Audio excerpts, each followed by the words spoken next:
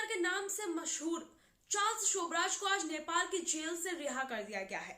Charles Sobhraj को 19 साल की सजा हुई थी। आइए आपको बताते हैं कि कौन है चार्ल्स शोबराज और क्यों ये बिकिनी किलर के नाम से फेमस है। नेपाल के सेंट्रल जेल में 19 वर्षों से बंद बिकिनी किलर चार्ल्स शोबराज को आज नेपाल के सेंट्रल जेल से रिहा कर दिया गया है। उन्हें नेपाल के सुप्रीम कोर्ट में बढ़ती उम्र के मद्देनजर रिहा करने का आदेश दिया गया था। साथ ही रिहाई के 15 दिन के अंदर उन्हें उनके देश फ्रांस भेजने का भी आदेश जारी कर दिया गया है। गौरतलब है कि शोबराज को 2 अमेरिकी पर्यटकों की हत्या के लिए 2003 से ही नेपाल की जेल में बंद रखा गया था।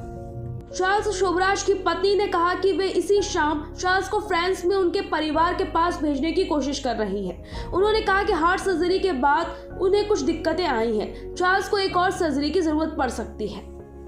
चार्ल्स शोबराज दर्जनों हत्याओं, चोरी और धोखाधड़ी के कई मामलों में शामिल रहा है और उसकी भारत, ग्रीस समेत दक्षिण एशिया के कई देशों में अलग अलग मामलों में तलाश जारी रही है। हालांकि चार्ल्स को 2003 में नेपाल यात्रा के दौरान 2 विदेशी पर्यटकों की हत्या के आरोप में गिरफ्तार कर लिया गया था और उम्र कैद की सजा सुनाई गई थी। नेपाल में एक उम्र कैद के तहत 20 साल की सजा का प्रावधान है। चार्ल्स शोबराज की पत्नी की भी कहानी बड़ी ही दिलचस्प है। वो नेपाल की रहने वाली है। बात 14 साल पहले की है। निहता उस जेल में गई थी जहां चार्ल्स शोबराज बंद थे। कहा जाता है कि निहता को चार्ल्स से उसी जेल में प्यार हो गया था। उसके बाद से निहता और चार्ल्स ने शादी कर ली थी। बताया जाता है कि चार्ल्स शोबराज भेष बदलने में माहिर था। वो पर्यटकों और महिलाओं को निशाना बनाता था। उस पर भारत और नेपाल समेत कई देशों में हत्या के दर्जनों मामले दर्ज थे। शोबराज को 1976 में दिल्ली में गिरफ्तार किया गया था। उसे दिल्ली के तिहाड़ जेल में रखा गया था। 1946 में शोबराज जेल से भाग गया था। माना जाता है कि 1970 के दशक में चार्ल्स शोबराज ने 15 से 20 लोगों को मारा था। एक बार 2 महिलाओं की लाश मिली थी और उन्हें सिर्फ बिकनी पहनी हुई थी, इसलिए चार्ल्स शोबराज को बिकनी किलर कहा जाता है। बताया जाता है कि बिकनी किलर तिहाड़ जेल में अपने जन्मदिन की पार्टी रखी थी। इस पार्टी में उसने जो मिठाई और केक बांटे थे उसमें बेहोशी की दवा मिली हुई थी। जेल के गार्ड्स को भी उन्होंने यही मिठाई खिलाई थी, जिसके बाद से गार्ड्स बेहोश हो गए थे और बिकनी किलर इंडिया की जेल से भाग निकला था। मिसाइल परीक्षण को लेकर जापान और उत्तर कोरिया के बीच पहले से ही लड़ाई चल रही है।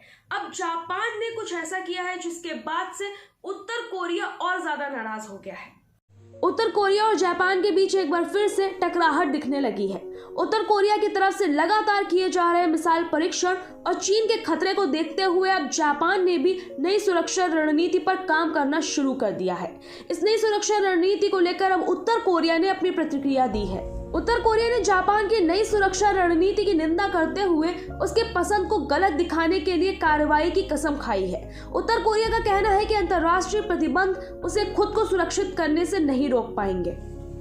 दरअसल टोक्यो ने अपने महत्वाकांक्षी सैन्य निर्माण की घोषणा की है। इसके तहत जापान अपनी सेना और रक्षा को मजबूत करने के लिए बड़े पैमाने पर खर्च करने जा रही है। रिपोर्ट के मुताबिक द्वितीय विश्व युद्ध के बाद यह जापान का सबसे बड़ा सैन्य निर्माण होगा। अब उत्तर कोरिया ने इसी पर प्रतिक्रिया देते हुए कहा है कि जापान की रणनीति ने प्रभावी रूप से नई आक्रामकता नीति को औपचारिक रूप दिया है और क्षेत्रीय सुरक्षा वातावरण को मौलिक रूप से बदलने की तैयारी कर ली है। बता दें कि नॉर्थ कोरिया के विदेश मंत्रालय ने एक बयान में कहा है कि जवाबी हमले की क्षमता हासिल करने के लिए जापान के प्रयास का आत्मरक्षा से कोई लेना देना नहीं है, लेकिन यह अन्य देशों के इलाकों पर हमले की एहतियाती क्षमता हासिल करने का प्रयास है। सरकारी मीडिया में मंत्रालय के एक प्रवक्ता के हवाले से दिए गए बयान में कहा गया है कि जापान का अपनी गलत मंशाओं को पूरा करने का मूर्खतापूर्ण प्रयास आत्मरक्षा के अधिकारों की आड़ में सैन्य आक्रमण की क्षमता को उचित नहीं ठहराया जा सकता है। ऐसे ही दुनिया से जुड़ी सही खबरें जानने के लिए आप देखते रहिए टू द वर्ल्ड।